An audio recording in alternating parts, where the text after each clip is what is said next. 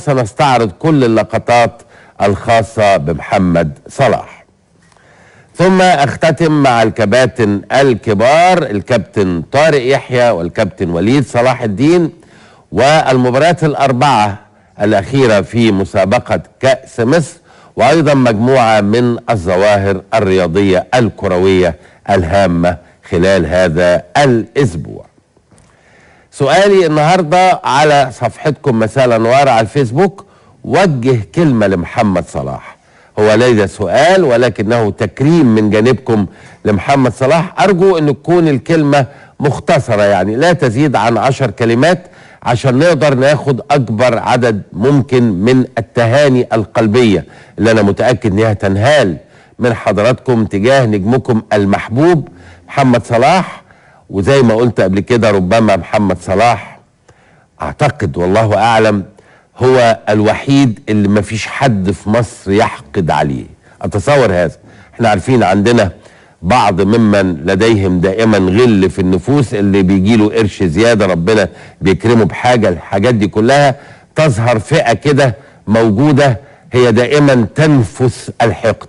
لكن أتصور ان محمد صلاح، أتصور ما فيش واحد في مصر حقد عليه، بل بالعكس كل بيتمنى له كل خير، كل بيدعي له، الكل مستني منه تألق أكتر وأكتر. أتصور كلنا لما بنبقى قاعدين نتفرج على مباراة لليفربول، حتى لو ليفربول كسب بنبقى زعلانين لو محمد صلاح ما جابش جون، وبنبقى قاعدين كلنا مترقبين لحظة إحراز الهدف بمعرفة نجمنا محمد صلاح. ليه كلنا بنحب هذا الشاب الجميل؟ لدماثة خلقه ولطيبة قلبه ولوفائه الجميل تجاه أهله وناسه وأهله في قريته وكل محبيه والقريبين منه. ولد مخلص، ولما جه يلعب باسم منتخب مصر تفانى منتهى التفاني، وشفنا لقطات كثيرة معبرة، آخرها لقطة كان سجلها لنا محمد نصر الخاصة الهدف اللي دخل في مرمانا من الكونغو، هدف التعادل. هذه اللقطة توريك قد ايه هذا الشاب منتمي لوطنه، بيلعب في ليفربول وما شاء الله ربنا يكرمه ويزيده، وصل ثمنه النهارده التسويقي 50 مليون يورو. لكن كل ده ابدا لم ينسيه لحظة، ولم ابدا يؤثر على قلبه تجاه وطنه. لما دخل جون في مرمى بلاده هذه كانت مشاعره.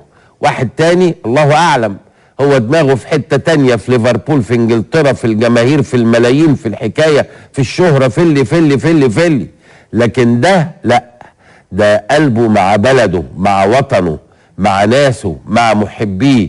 وكانت هذه اللحظات المؤثرة جدا جدا، واللي أثرت في الملايين في هذا التوقيت الحقيقة.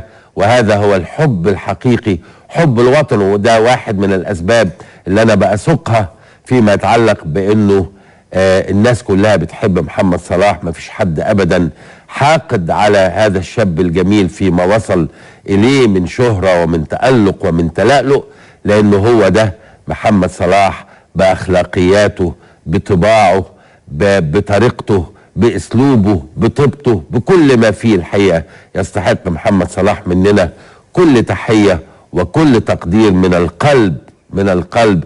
محمد صلاح، وبعد محمد صلاح ما خرج بكل طاقاته في لحظة التعادل، رجع مرة تانية يمسك الكرة يكلمها، يقول لها الله يخليكي، اوعي تخذليني، اوعي تخذلي مصر، اوعي تخذلي منتخب مصر، ارجوكي ابوس ايدك، ابوس كل ما فيكي، طوعيني، الله يخليكي. وبيقربها من قلبه وبيقربها من دعاه الى المولى سبحانه وتعالى.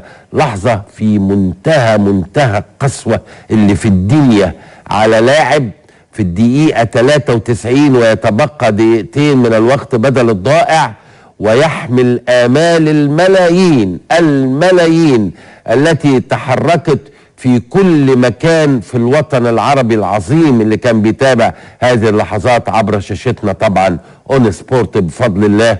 ودخل صلاح بالحب، بالقلب، بالشجاعة، بالإرادة، ودعها المرمى ليودع مصر في كأس العالم. تحية كبيرة ليك يا صلاح إذا كنت بتشوفني دلوقتي في إنجلترا، ونتمنى لك يا رب دايما مزيد من التألق والنجاح. عندنا فقرة كاملة إن شاء الله عن هذا الأمر. نروح بقى وننتقل الأول لمباراة كأس مصر. النهاردة ما قدرناش نذاع على الهواء لأن كنا واخدين طبعا حفل البي بي سي على الهواء مباشرة حصريا ضمن الحصريات العظيمة اللي بتوفرها لنا الحقيقة إدارة اون سبورت، وكان حاجة جميلة ان احنا ننقل هذا الحدث على الهواء. واعتذرنا طبعا للاتحاد السكندري والاسيوطي على عدم النقل المباشر، واخدنا المباراة وشفتوها طبعا حضراتكم عقب انتهاء الحفل مباشرة. اسيوطي النهارده استطاع ان يحقق انجاز كبير ويفوز على الاتحاد السكندري سيد البلد 3-1 ويقصيه من دور ال16. بدأ طبعا الاتحاد السكندري بالتسجيل لمحمد عطوة في الدقيقة 21، لكن ومن ضربة جزاء صحيحة 100% في الدقيقة 24 يتصدى لها شريف دابو ويحطها بمنتهى الثقة والاقتدار داخل المرمى مسجلا هدف التعادل. ثم وفي الدقيقة 56 يستمر تألق الأسيوطي تحت قيادة مدربه الرائع علي ماهر ويودع الكرة الشباك 2-1 ليؤكد الأسيوطي أنه على الطريق الصحيح. حقيقة يعني قدم مباريات وقدم شخصية رائعة وقدر ان هو يوقف قطار الأهلي مش كنتيجة ولكن كأداء، وقدر ان هو طبعا يعني أقول قدر انه يتغلب 1-0 بس من النادي الأهلي بعد عرض قوي.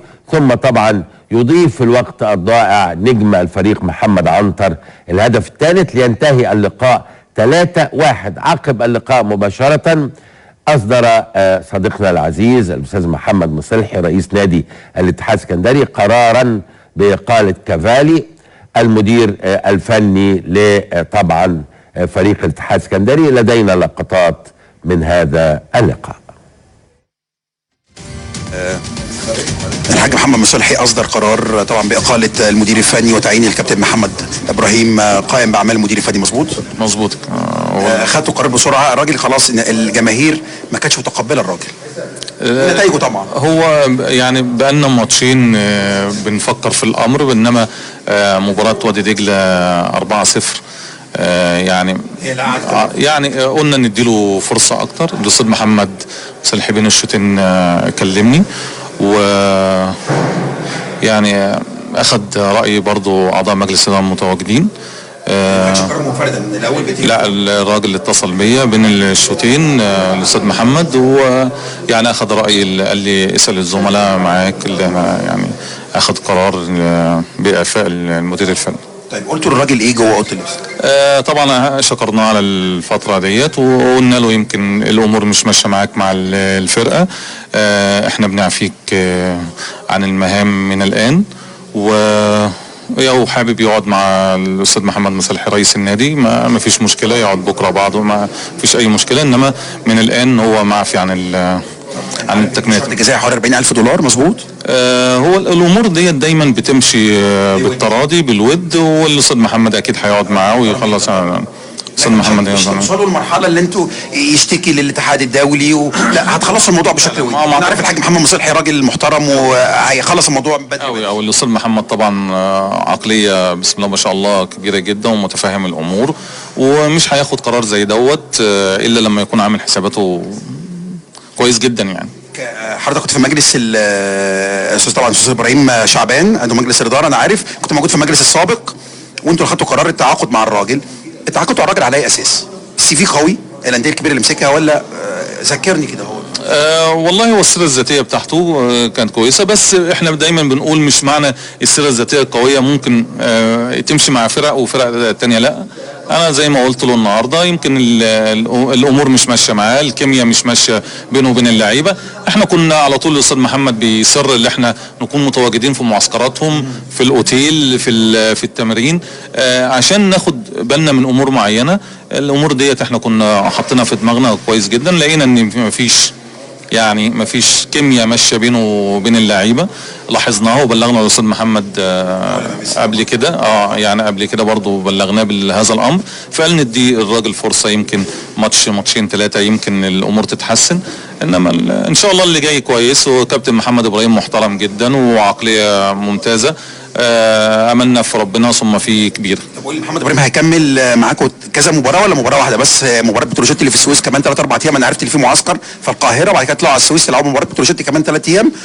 هيكمل محمد ابراهيم ولا هتشوفوا مدير فني تاني؟ لا، هو القرار لسه ما اتخذش، انما هو الكابتن محمد ابراهيم مهامه من الان مع الفرقه، هو اللي هيقود مباراه معسكرين للقاهره ويمشي يوم الجمعه على السويس باذن الله. مباراه بتروجيت وتشوفوا بقى اذا كان الكابتن محمد ابراهيم يكمل او تتعاقدوا مع مدير فني جديد.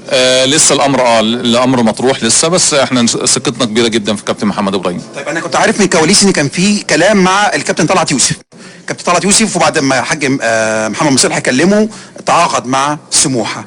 هيبقى الفتره القادمه مدير فني مصري ولا هيبقى مش هيبقى في وقت المدير فني اجنبي؟ هو يمكن الاستاذ محمد مصلحي يتكلم بالود لانه على علاقه طيبه جدا